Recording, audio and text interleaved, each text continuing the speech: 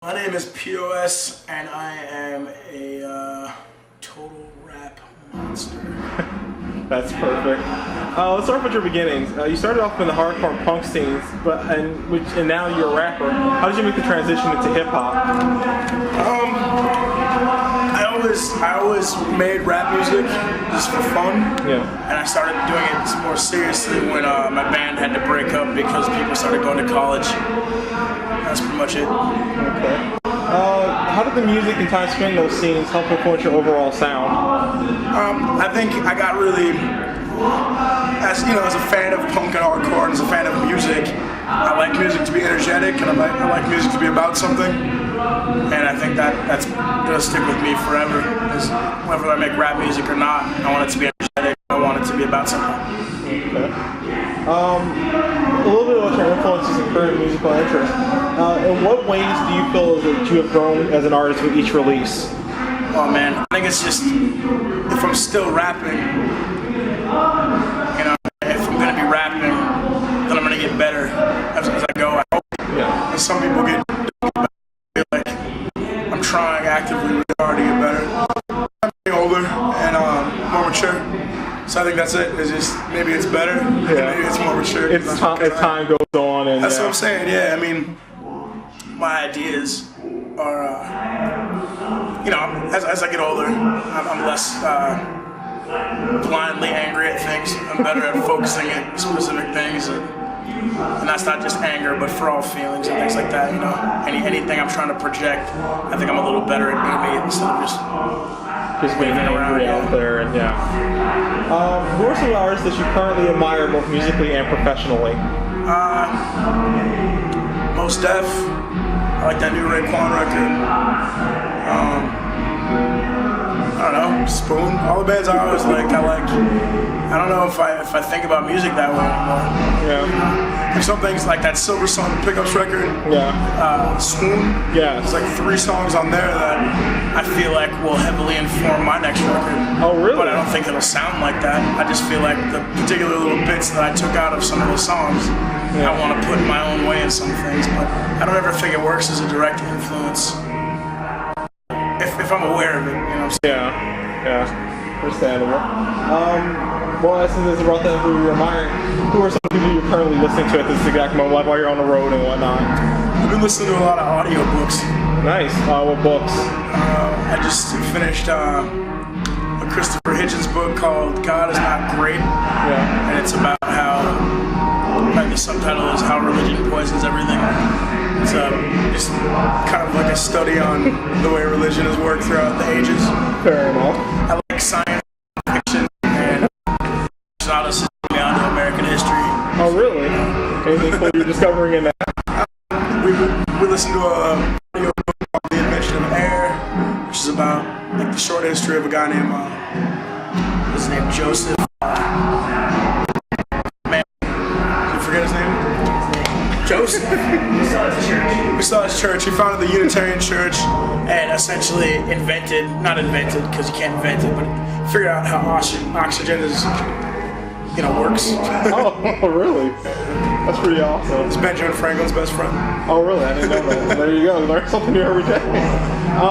So your new record, which came out about a year ago, is Never Better. Actually, I'll give you a copy of the CD to hold up if you want as well. There's a person that actually came prepared for an interview. That is a first at this point. Yeah. Cool. I do like the artwork. Kind of like do everything along with it. It's pretty better. It's front cover, back cover. If you choose, there's a lot of different covers. But yeah, that's that. Never Better. P.O.S. For those who haven't heard more your sound in particular, how would you describe the new record?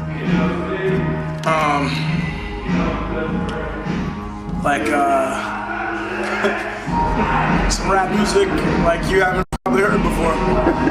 I don't know. Some awesome drums. Some good drums, some loud stuff, some quiet stuff, some pretty stuff, some noisy stuff, lots of honest stuff, and good rap, man. It's rap. that's good. What song came together the easiest, and what song was the hardest to put together? The hardest on this record Probably Get Smokes. Really? For being such a deeper album cut anyway. Yeah. Probably just 'cause the lyrics are real dense. Yeah. Let It Rattle probably came the easiest. Oh, why in particular was that the easiest, and why was the other one the hardest? I don't know. This is how the verses came out. Fair enough. Both are really, really good songs as well. Are you going to do a video for Get Smokes? Probably not. I think all the videos for this record are made and out. Oh, there has to be a video for it. For Get Smokes? Yeah, I mean, because look at the... We can make one in the next 2 days. Seriously, go for it. Because, I mean, if you look at the artwork for that particular... panel? Yeah, that panel, like, the artwork alone is, like, brilliant. So it would be really cool to see a video for Eric it. Carlson is the guy that designed the artwork for this record. Oh, really? Heartland is the crew, I think. It's still not, it might not be cool. I don't know. Either way, they're all awesome. Crystal Quinn, Ann Anderson, and Carlson all make fantastic art of their own rights. Look them up. Also with the record, and for also the video for I Believe Optimist, you had the thing with the cups as well, which you did at the MTV Woody Awards. How did that come? Which you mentioned, you thanked the person on the record, and actually in that song for coming up with the cups. So how exactly did that come about within that song? We were sitting backstage at a really ridiculous show in St. Cloud, Minnesota. At the venue, also there was a library and like some sort of store, and there was plastic cups, and she just showed me this game that she learned when she was really young. Oh, okay. And the rhythm of it just registered with me, and I always wanted to make a beat out of it. It works out. I enjoyed it actually at the MTV Woody Awards. You guys opened up with that, and then you progressed through the crowd and everything. Yeah. The girl that was sitting next to me with the cups, that's the girl that taught me. Oh, really? That's pretty cool. And the guy that was there is Stokes, who just opened the show tonight. Oh, very cool. Oh, yeah, I recognize him now that I think about it. Yeah, I now remember seeing him. Right, he's like right next to her. Yeah. Also, another cool thing you did with the record. I love the drums on Drum Roll. Like, and which at the Warped Tour, I believe in Minnesota last year, you did it with the drummer from Black Tie. Yeah. Like, how exactly did that come about happening? Well, we were splitting a bus with Black Tie. P.O.S, me, Plain Old Bill, and our touring party. We're sharing a bus for affordability with the band Black Tie, and we just got to be friends, and that drummer is sick. Yeah, it's so good. It seriously was like an incredible performance to watch it happen. I told a friend of mine about today, when someone was doing this, he was excited actually that I was going to do this, and when I told him to check that video out, he like blew his mind as he watched it. Yeah. Which of the tracks off of the album is your favorite, and what is your favorite to perform live? Never Better, and my favorite to perform live is probably Let It Rattle. It changes all the time. Never Better is probably my favorite song I've ever written. Oh, really? Just because from start to finish, it kind of came out exactly how I wanted it to. Okay. Easily. That's always a good thing, yeah.